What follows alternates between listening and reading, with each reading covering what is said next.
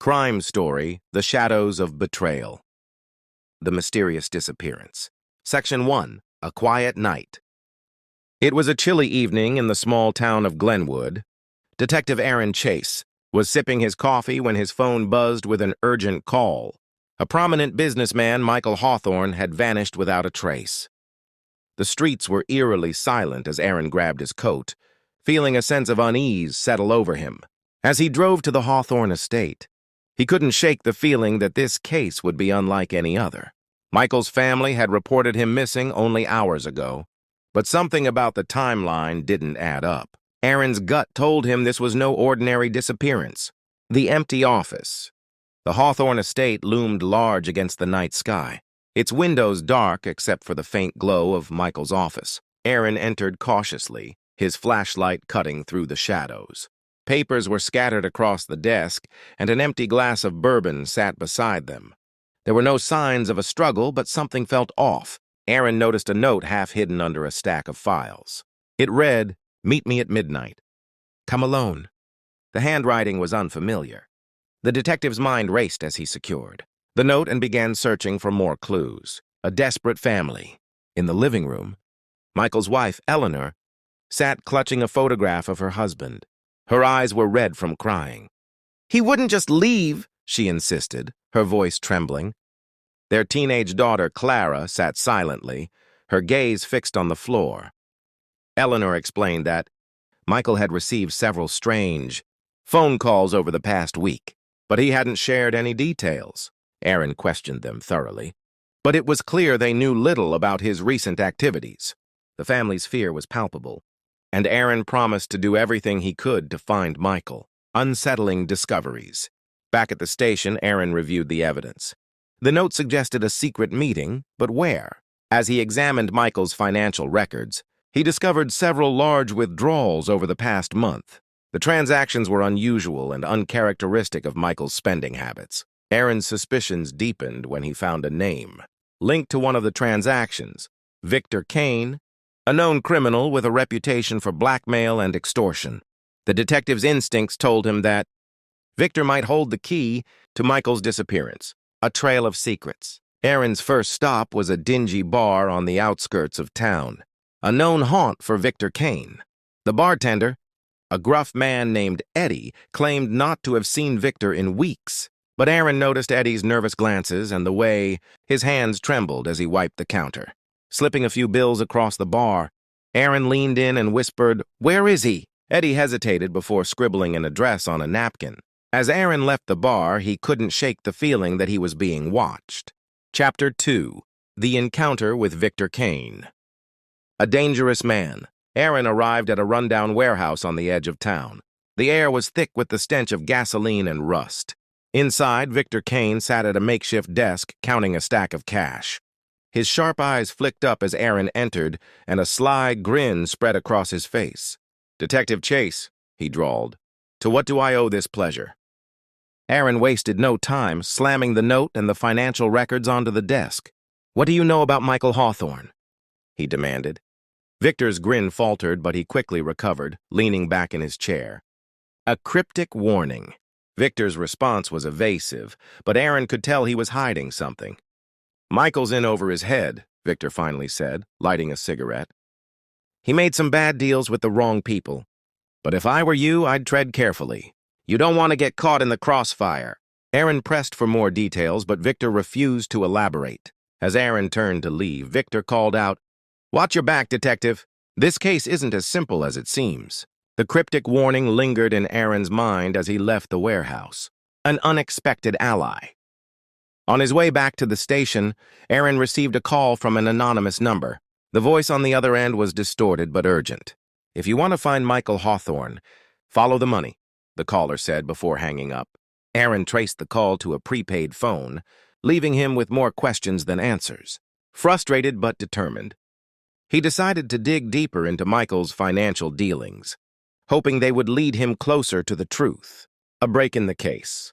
Aaron's investigation uncovered a series of payments to a shell company linked to offshore accounts. The transactions were tied to a high-stakes gambling ring operated by a shadowy figure known only as the broker. As Aaron pieced together the puzzle, He realized that Michael's disappearance might be connected to debts he couldn't repay.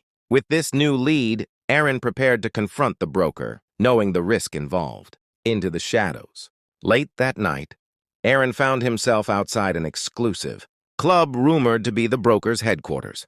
The building exuded wealth and power, a stark contrast to the dark dealings within. Gaining entry was no easy task. But Aaron's badge and determination opened doors. Inside, he saw glimpses of the elite rubbing shoulders with criminals.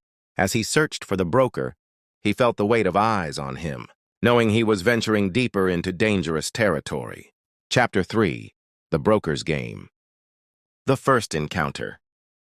Inside the exclusive club, Aaron maneuvered through the crowd, his senses alert to every shift of the air.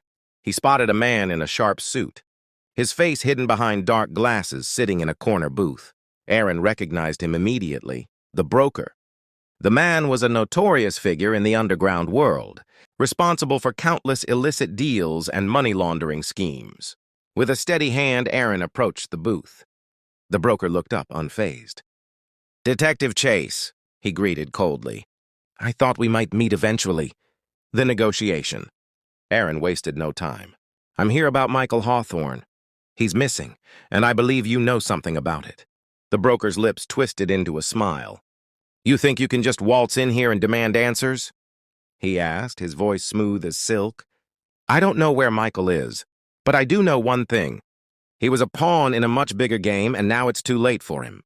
The words hit Aaron like a punch to the gut. Before he could respond, the broker leaned in closer.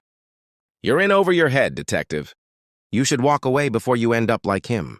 The ominous warning rang in Aaron's ears as he left the club, but his resolve only hardened. A deadly revelation. Back at the station, Aaron found new evidence in Michael's personal files. There were signs of a deeper, darker connection to the gambling ring, a secret partnership with an untraceable syndicate. The more he uncovered, the clearer it became. Michael had become entangled in something far more dangerous than just financial ruin. His disappearance was no accident. It was part of a larger conspiracy that threatened everyone involved. The family's secret. As Aaron dug into Michael's past, he stumbled upon a long-buried secret within the Hawthorne family. A few years ago, Michael had a falling out with his own brother, Leonard Hawthorne, over a business deal gone wrong. Leonard had disappeared shortly after, and the police had never been able to find him. Aaron couldn't ignore the eerie parallel between Leonard's disappearance and Michael's. Was this a case of history repeating itself?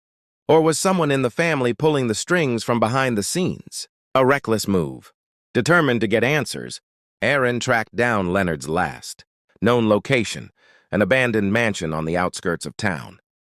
The place was in ruins, but as he stepped through the creaking door, the hairs on the back of his neck stood on end. It felt like someone was watching him. With every step, the silence grew heavier, and the shadows seemed to stretch out toward him.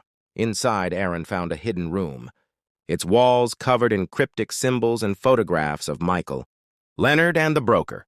It became clear that this wasn't just a case of a missing person. It was the beginning of something far more sinister.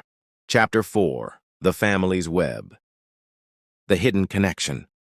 As Aaron revisited the Hawthorne family home, Eleanor was noticeably more nervous than before. She revealed something shocking. Michael had been searching for Leonard in the days leading up to his disappearance, convinced that his brother was alive and in hiding.